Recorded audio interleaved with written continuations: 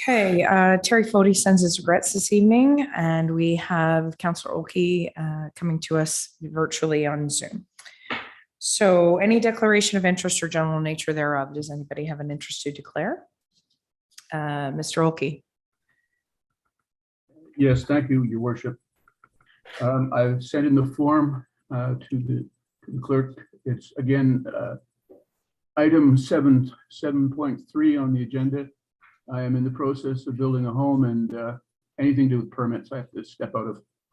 Okay, so we'll separate that one out and have Mr. Oakey turn off his camera and turn off his sound. Okay. Thank you very much. No in-camera session this evening, number 4 on the agenda, and then we have the consent agenda. So motion comes forward from Councillor Maybe and seconded by Councillor Gorell that the July 4th, 2022 public planning and public meeting minutes be adopted as circulated, and that the June 13th, 2022 council meeting minutes and July 4th, 2022 committee of the whole meeting minutes be adopted as circulated, and that the May 31st, 2022 committee of adjustment meeting minutes be received and filed. Any questions or comments? Seeing none, I'll call the question. All those in favor? All those opposed? And we're carried. Okay. Next on the agenda is staff reports, number 7.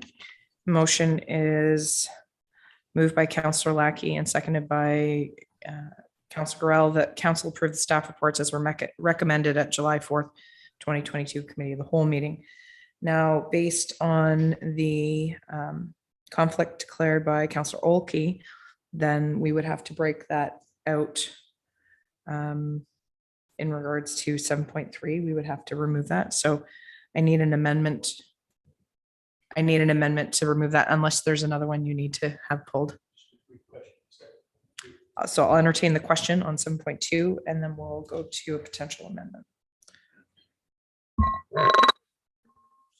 Through you, Your Worship, on 7.2, the planning report, SR 096-22. In that report, there was a requirement or a suggestion, recommendation that we have a screening officer and a hearing officer. And I note that in a later this evening, we'll be looking at a bylaw, and the hearing officer is going to be our lawyer or integrity commissioner, I believe.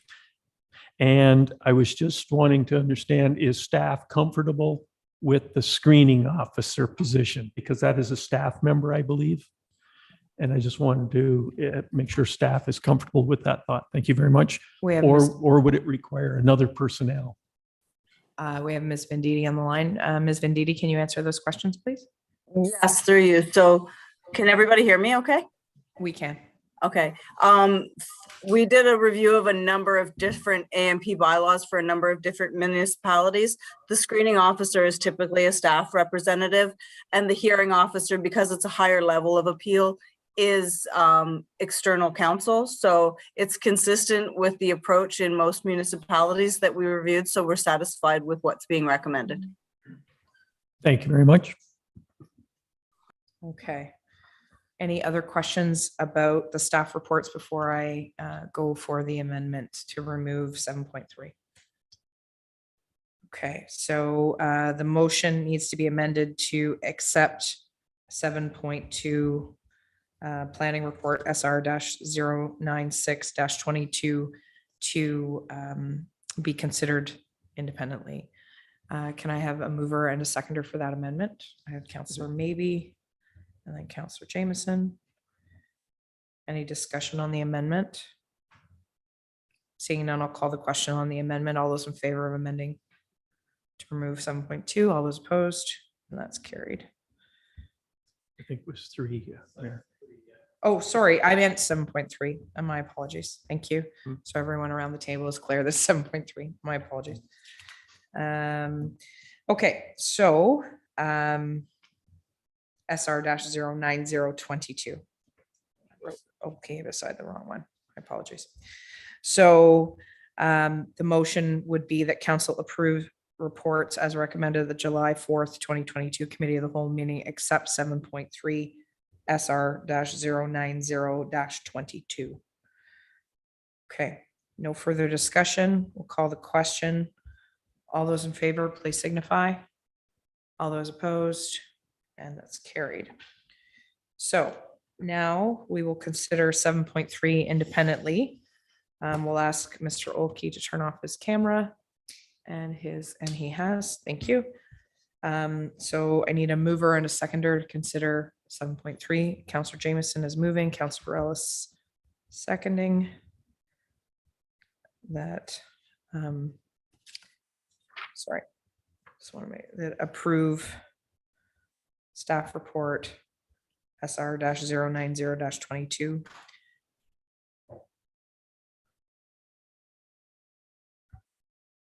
Okay, so are there any questions or comments in regards to this report? Seeing none, all those in favor? All those opposed? And we're carried. Thank you. We'll ask Mr. Olkey to come back on the line. Okay, thank you.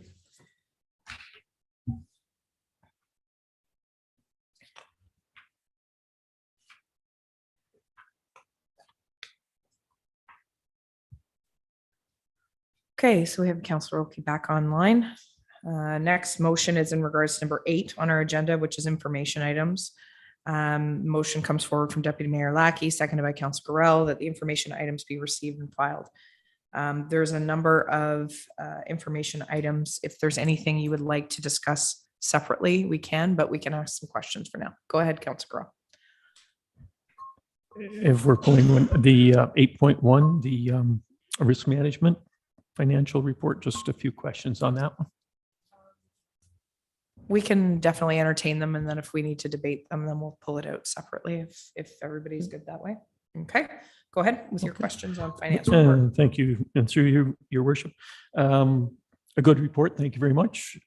Definitely something that I've spent the last 18 years of my life dealing with at a pretty high level. Throughout the report, it's coming from finance department. And I'm just curious, I guess I'll ask the treasurer. Your initial concern would be risk management areas of asset management and assets of the township, but it filters right down to how work is performed and so on. And it gets right down, I call it the pointy end of the spear. And that takes years to, in my experience, it takes years for that culture to take hold and get traction. But so my question would be, would you be coming back to council and saying, hey, here's our strategy, years-long strategy. I know how resistant people can be toward risk management. It's an obscure thought. It's for some. And again, the pointy end of the spear, when people are out there working, being asked to have lunchbox meetings, so that they can discuss the safety aspects of what they're doing. This doesn't always happen immediately. It can take a long time for the culture of the company, and in our case, the municipality. Therefore, would it be in our strategy? How do we implement this? And tonight, it's a rhetorical question, but in the future, perhaps, how do we go about implementing that? Do we require another personnel to look after that, or do we have committees that look after that, which was my personal experience? We had committees formed and so on. So you can see the gist of the question is, how do we make all departments aware and put a time frame to this? Thank you very much. Through your worship. So yes, I think it's exactly what you said. It's trying to change the culture a bit to the fact that all staff are always having risk management in their frame of mind when they're doing work, making decisions, when it comes to budgeting, when it comes to looking at levels of service, all those things that we talk about in the report. So I know it's in the strategic plan we are going to be developing. I'm going to be working with Steve and all of SMT. Like you said, it really affects every department to come up with a risk management strategy policy that we'll have to get input from council as to risk appetite, level of risk comfort with different aspects of the strategy. So I don't really have a lot of detailed information to tell you right now, except it is on our radar for work plan for the next couple of years. And I think personally for me, part of the reason with the report, and I've been talking to Melanie as well, the HR manager, to start talking to staff more too. So we have more regular meetings with staff where we're talking about risk management and maybe not using those words, but like for staff, it's, make sure we document everything, make sure we keep track of all of our assets and that we do insure them. And when we need to, like, it's trying to tie back into for them, what do they need to think about on a day-to-day basis that will actually help with risk mitigation and coming up with strategies of how we can try to make sure we are mitigating the risk and lowering costs if we can. But the cost part obviously is a huge aspect, but it's a hard one to actually lower. Just one final question and then Kate, and it might not be your bailiwick on this one. There must be different models out there for risk management. I'm sure there's dozens. I worked with one that was, it was challenging at first, but it worked, I guess, in the long run, but it took a long time. And it was the old likelihood and severity.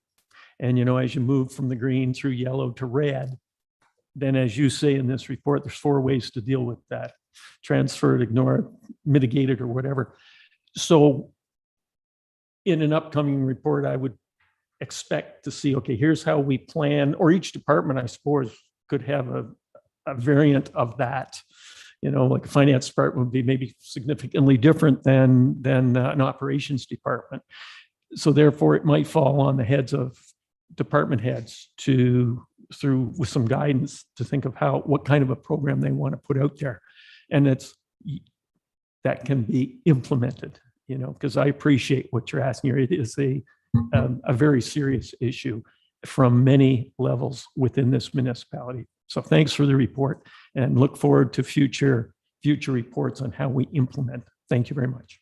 Through your worship, just to add one more thing, like in the asset management software. So, and that is obviously a big part of the risk management, but there's still a lot of things outside the asset management software. But it does actually have functionality where we do set up risk metrics, so probability of failure and consequence of failure. So we work through the different asset classes and we come up with that framework that helps us identify, like you said, there, red to green, what ones are higher risk, and because of those different metrics. So it is something that we could theoretically maybe use that same framework that some of our staff at least are familiar with through the asset management software to look at other aspects of the township operations. Great questions. Go ahead, Councillor Jameson. Thank you, Your Worship. Through you, I appreciate the nuancing here, listening to Councillor Gurel and the Treasurer.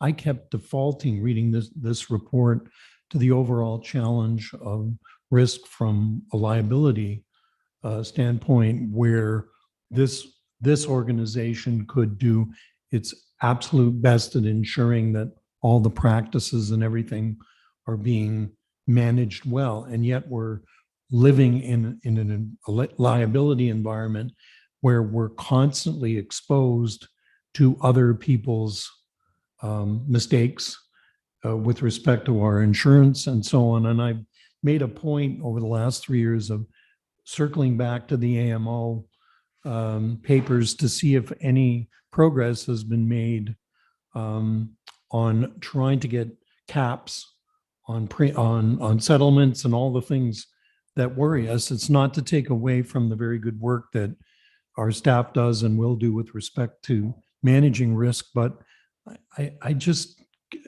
look at us, we're sitting ducks with respect to this lack of caps, that sort of deep pocket thing, which ultimately is going to affect how we think about doing things right up and including not doing things. And so I'm hoping that and I know your worship is going to the AMO conference. I'm hoping that there's some opportunity to raise with the cabinet what a critical component this is of our cost, because it just comes at us without us actually having any control. So when I look at these stellar efforts to ensure that we're managing our own risk and our staff is thinking about these things, I can't help but think we're kind of in this cesspool of liability that we all need relief from. I mean, all municipalities. So I'm not sure what we can do as one little municipality here, but what is the effort that needs to be made to get this thing changed? So that's sort of my speech. Thank you. Thank you. I would venture a guess that we already are at that point where we look at things through a risk lens at every turn. And I think personally, based on the report, it's more about systematizing that, just to make sure that depending on the level of employee that we're all looking at it the same way. But when you said, there's things that we look at with the point that, how risky is this, whether it be building a sidewalk or putting a play structure up with certain types of things on it, we already do look at it like that. But to me, it's more about systematization. So I'll recognize Councillor Garreau. Thank you. And through your worship, and with respect to Councillor's comments, I think you're probably referring to joint and severable liability, which the AMO has talked about for some years to address. And I thank you for that, because it seems it's all aspects of our lives. One final question, though, for the fire chief. In that later this evening, we're talking mandatory certification and so on. When I was reading through that, because I had already read the risk management, and it made me think you are the pointy end of the spear when it comes to risk outside of the financial risks and so on. And I just wonder if you could touch on how the fire department would have to perhaps deal with this. Thank you. Through your worship, yes, thank you, Councillor. You're absolutely right. Every day for fire is one of those. I was speaking with the CIO today. We've had 202 calls this year so far, which is up probably 40 calls. And from a risk management end of the world for us, it's based on training, which is why I actually come with more information on the report as far as training goes and certification. One way to manage that is for our liability and our assets being our firefighters. We train them to the new curriculum standard that we have within Ontario. So for that, everything from our vehicle asset management right down to our firefighters is where we're pushing on that. And just to follow up on that, Mike, would the certification act as a risk management in itself, that, as you have your 91 firefighters and so on to standards, does that override other acts and so on? I'm just thinking of, certain maintenance of the trucks. It's not a fire call, but it's dealing with fire equipment. Does one supersede the other in a sense? Thank you. Through your worship, yes. So we fall under different aspects through Ontario Health and Safety Act as well. When we're operating at a fire call where we have to climb a ladder, we don't have to be certified to climb a ladder through the Health and Safety Act. But if we come back to the station to wash the windows in the station, we'd have to have our ladder ticket to climb the ladder at that time. So yeah, there's definitely the firefighter standards, the Section 21 guidelines, which are all Ontario firefighter related. We fall under all of those. And it depends on what we're doing. If we're active in a fire service call, then we fall under our NFPA standards and our firefighter standards. So something like hazmat, which can be a really tricky thing, I'm sure, for firefighters to handle. And I think this township's had experience with that. When people are trained in, say, hazmat, then that would be our risk management mitigation right there, that the training was provided, and so on. Would that be fair to say? Absolutely.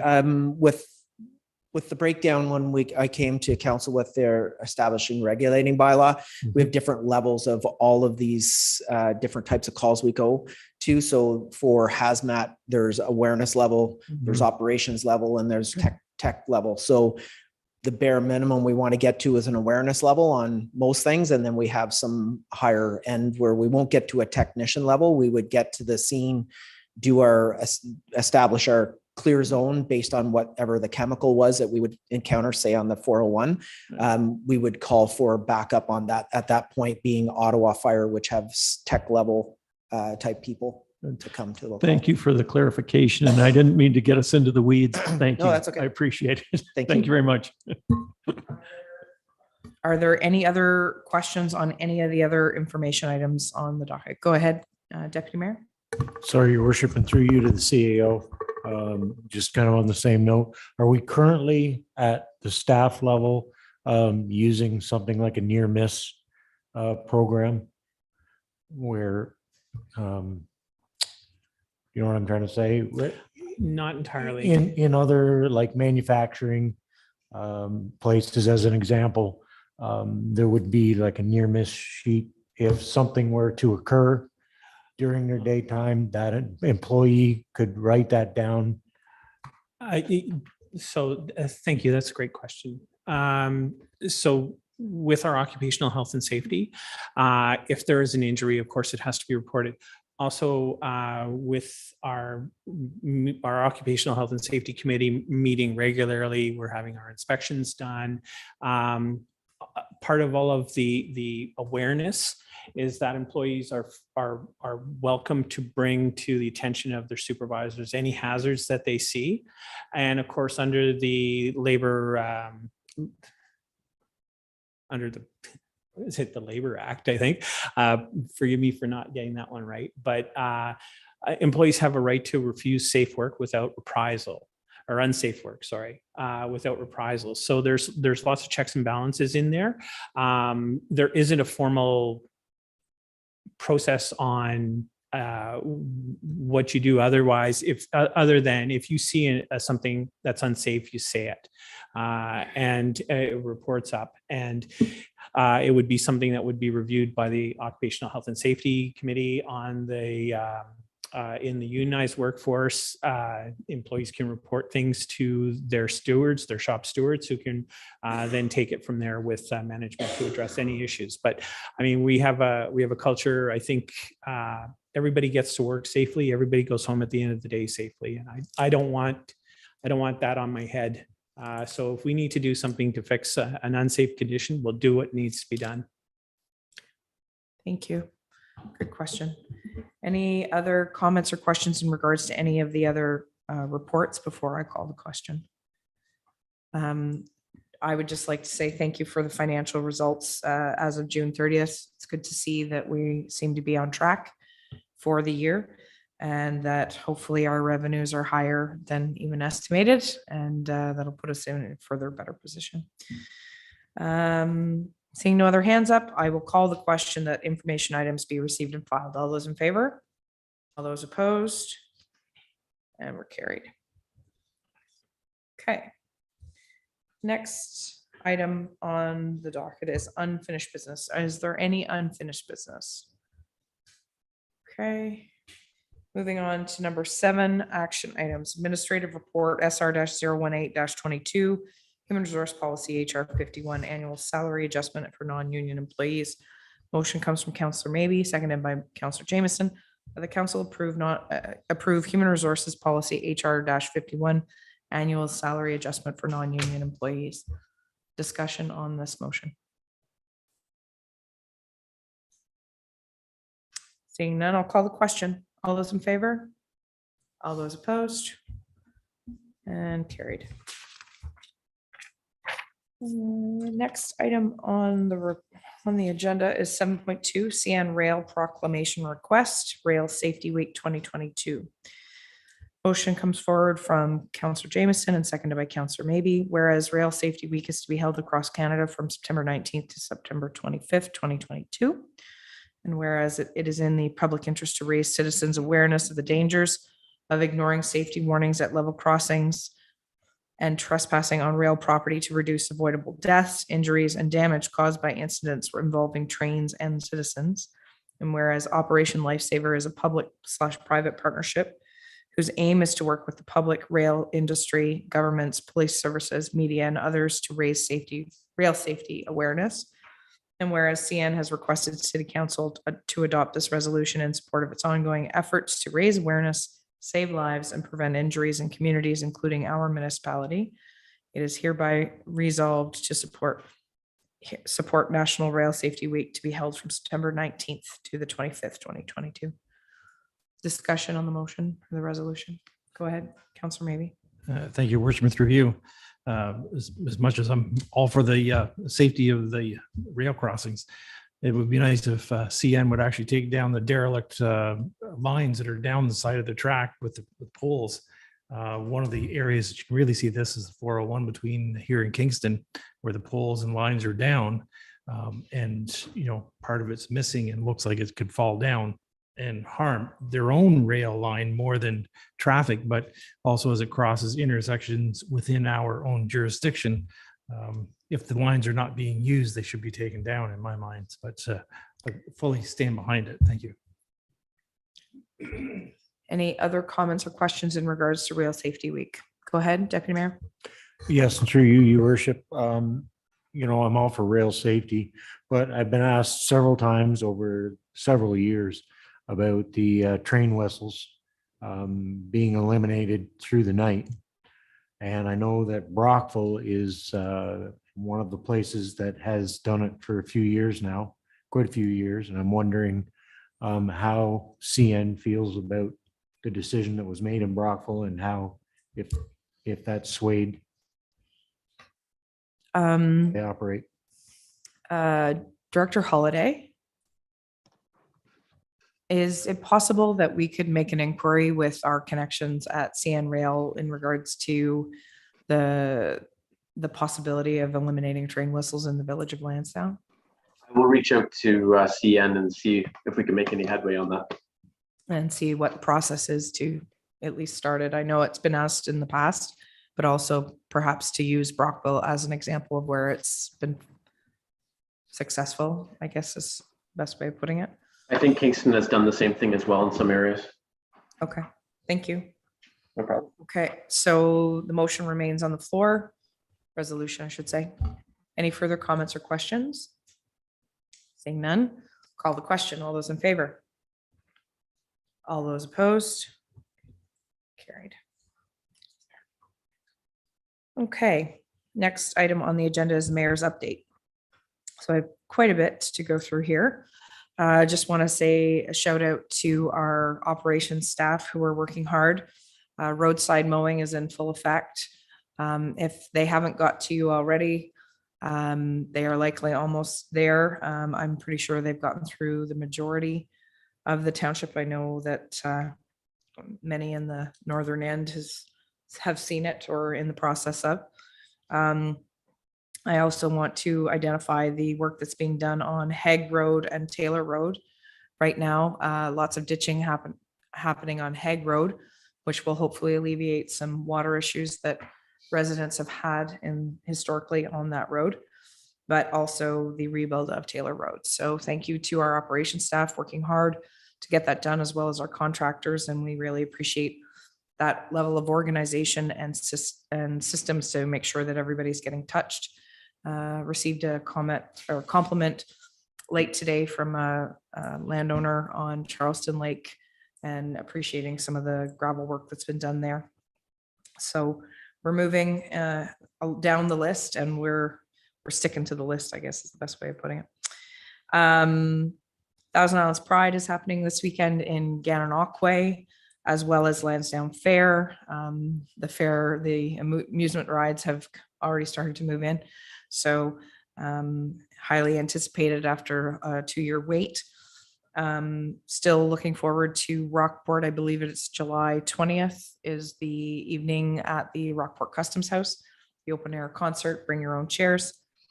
I just wanted to also it's already been mentioned, I'm heading to AMO August the 14th to the 17th, and this will be a critical time because we haven't been in person for AMO for 2 years. And we are hopeful to receive a couple of delegations, which we requested regarding MTO and Infrastructure Ontario and broadband. So we hope to learn soon that we might have those meetings. Nominations close for running for council August 18th. So just another reminder for that. Also wanted to identify 2 things that happened this weekend. I was invited to speak at the Charleston Lake Association annual general meeting, which was held in Athens, and Councillor Jameson was there as well. It was very well attended, and they had a guest speaker in regards to bass, largemouth bass populations, which was actually quite interesting for someone who's not a fisher person per se.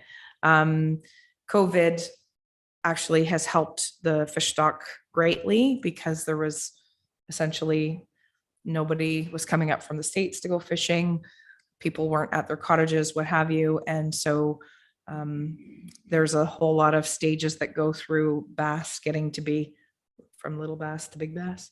And it's a very specific cycle. And if it's messed with, it severely affects the population. So they are studying it, and they're looking at hopefully opening a bass season to a later date so that it doesn't affect the male fish who protect the fry.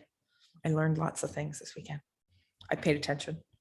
Anyway, so, but the nice thing that we got to talk about was to let everybody know about the road grants, talked about building and planning and the input that the Charleston Lake Association does provide to our planning department, and we appreciate their involvement and their counsel, as well, that they are always trying to inform their membership of what's going on here in the township. So that was a great meeting. And then the Gerald Huck building was opened formally this weekend at the Huck's Marina facility down in Rockport.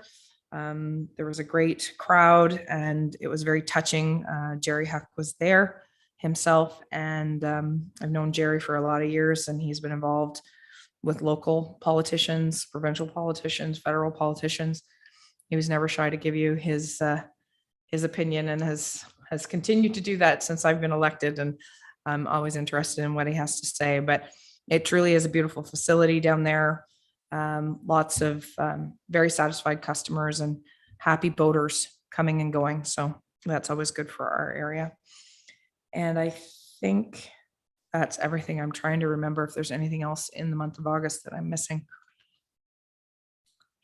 Don't see any hands up. So with that, I'll go to notices of motion. Any notices of motion? And announcements, any announcements? Go ahead, Councillor Jameson. Meanwhile, up in the center of the universe, Ward 2, Furnace Falls Farm is going to be holding another one of its concert events at the barn, where there'll be food and a very fine band. That's on Saturday night. And also fundraiser in Sealy's Bay on the 24th of July. And, you know, shameless nepotism, I'm related to one of the members of the group, raising money for the Sealy's Bay United Church on the 24th.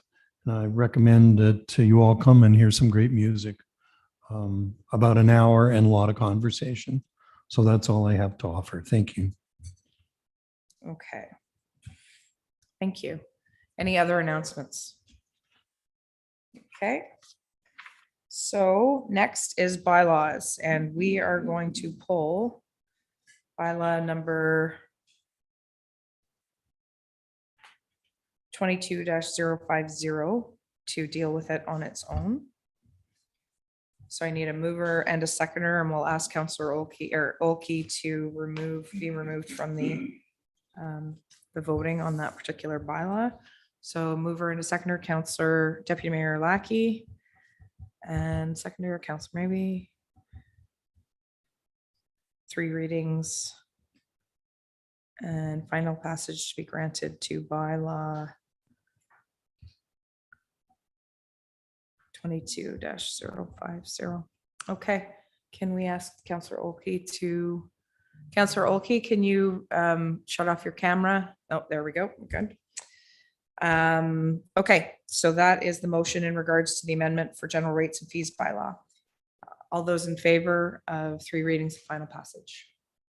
All those opposed? And we're carried. Thank you.